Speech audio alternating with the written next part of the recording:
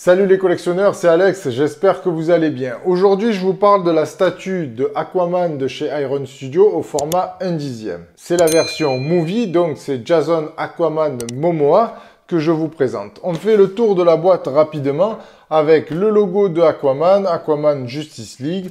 Sur le côté, le profil de Jason Momoa avec le trident. Derrière, vous avez la statue représentée. Là, encore le profil de Jason Momoa. Sur le dessus, vous avez le logo du film Justice League. Et là, vous avez le drapeau brésilien et les crédits et l'adresse, etc.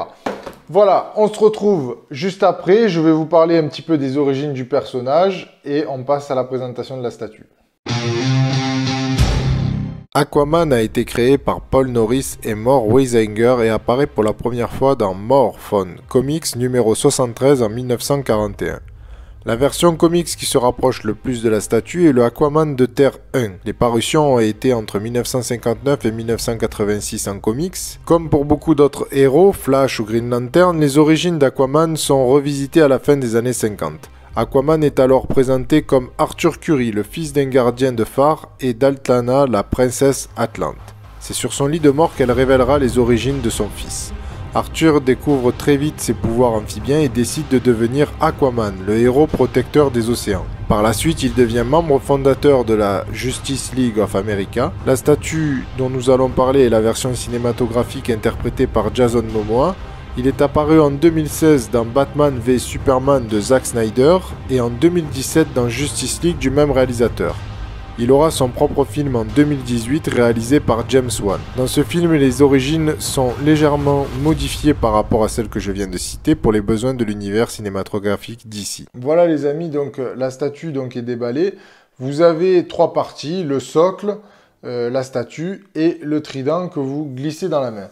Elle mesure 17 cm,5 cm avec le socle, on est à 18,5 à peu près. On a un socle qui est travaillé. Donc avec des rochers, un petit peu de relief, donc un petit peu comme il l'avait fait pour le Flash de la version comics que j'ai fait la review. Si vous ne l'avez pas vu, je vous mets juste en haut le petit lien. Donc ça c'est sympathique, ça change des socles noirs qui nous ont habitués au début, enfin sur les quelques que j'ai reçus, donc à chaque fois c'était un socle noir. Vous avez donc les bottes. La combinaison, enfin le costume, il est ultra bien géré. Franchement, au niveau des détails sur les écailles, le relief, là comme d'habitude on est vraiment dans du Iron Studio, quelque chose de vraiment très très bien géré, surtout pour ce format encore, et je le répète à chaque fois, mais là c'est vraiment super bien géré. Vous avez donc un trident aussi qui est très accurate par rapport au film. C'est vraiment super propre, tout est nickel, les cheveux sont nickel. Et par contre, c'est là que le bas blesse.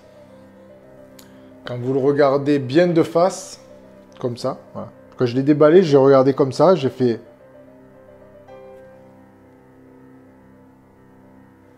Et j'ai eu l'image de Vigo. J'ai pas eu l'image réellement de Aquaman comme derrière en plus, donc derrière la boîte, vous avez la photo de la statue, c'est vrai, mais sauf que c'est un petit peu ombragé. En pleine lumière, ça donne pas vraiment ça. Alors bon, c'est vrai que c'est au niveau du front. Voilà, je sais pas comment ils ont pas vu ça, mais ce front là, ce qui est proéminent, ben, ça gâche malheureusement le HS. Et c'est vraiment dommage. C'est vraiment dommage parce que d'habitude, j'encense Iron Studio sur ce qu'ils ont fait. Donc sur toutes celles que j'ai eues là, en 1/10, je trouve que c'est magnifique pour le format. Au niveau des HS, pour le 1/10, c'est vrai qu'ils sont perfectibles sur certains personnages. Mais c'est vraiment... Voilà, c'est vrai que je vous montrerai celui de Aquaman. Donc c'est vrai que Paul Rudd, on le reconnaît... Quand même, on le reconnaît, il n'est pas exceptionnel, c'est pas un HS de Hot Toys. Là, par contre, sur Aquaman, c'est un peu dommage. C'est un peu dommage. Je dirais qu'il faut peut-être le regarder, mais vraiment d'en dessous. Donc, si vous, je sais pas si on l'expose vraiment, ouais, et encore, même d'en dessous, c'est pas trop ça. Je sais pas. Enfin bon, voilà, je suis mitigé là-dessus parce que vraiment tout le reste est super bien. C'est top. La pose, elle est quand même pas mal. Enfin, je sais pas si j'aurais peut-être préféré une pose plus muséum, debout avec le trident posé sur le socle, un truc comme ça, je sais pas. Bon, là quand même, ça a le mérite d'avoir un petit peu de dynamisme. Donc là-dessus, je dis pas. Mais franchement, pour le HS, ça m'a choqué. Ça m'a choqué, surtout quand vous êtes habitué comme ça à avoir de la qualité, de la qualité, de la qualité et un sans faute. Et d'un coup, bam, là, malheureusement, on le voit. Donc c'est vraiment un petit peu dommage, même si, bon, ça reste quand même une figurine de qualité. Pour ce format-là, comme je répète, c'est vraiment très très beau. Voilà, donc si vous êtes fan du perso, si vous êtes fan de ce costume, bah, allez-y, prenez-le. Surtout qu'en plus, si vous avez de la chance, bah, ça sera en promo, parce que moi je l'ai eu en promo. Donc voilà, donc c'est une statue qui, je dirais, voilà, 60%, allez, 70%, c'est top. Les 30%, malheureusement, ça vient de ce front. C'est ce front qui gâche tout, là. Donc voilà, bon. Globalement, écoutez, c'est quand même une belle réalisation. Faut pas non plus cracher dans la soupe, comme on dit. On se retrouve donc pour la conclusion. Alors, la conclusion, donc, pour cette statue de Aquaman. Je suis mitigé, là. Je suis pas, comme d'habitude, super, génial, tout est top, finition, voilà. C'est vrai qu'au niveau du paint, au niveau des finitions, tout est bien géré comme d'habitude.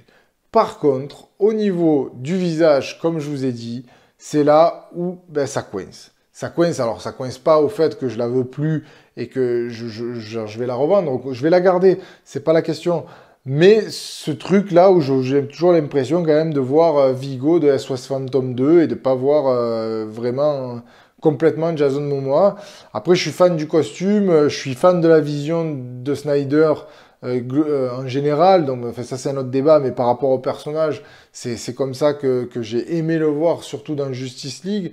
Donc voilà, donc après, c'est quand même assez bien géré. Au niveau du prix, donc on est sur 130-140 euros. Moi, elle fait partie de mes soldes d'hiver, donc elle m'a coûté 85 euros.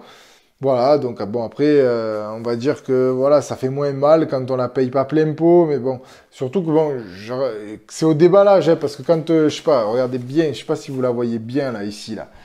Hein, vous n'avez pas vraiment cette impression là. Moi, j'ai pas eu. Quand j'ai vu la boîte, j'ai dit, ouais, super et tout. Je regarde et puis je me dis, bon, elle va être jolie. Et puis au déballage, par contre, là, j'ai eu quand même un petit choc en me disant, mais merde, je vois pas quand même Jason Momoa. Mais bon, voilà. Enfin, globalement, je suis satisfait à 80%, on va dire.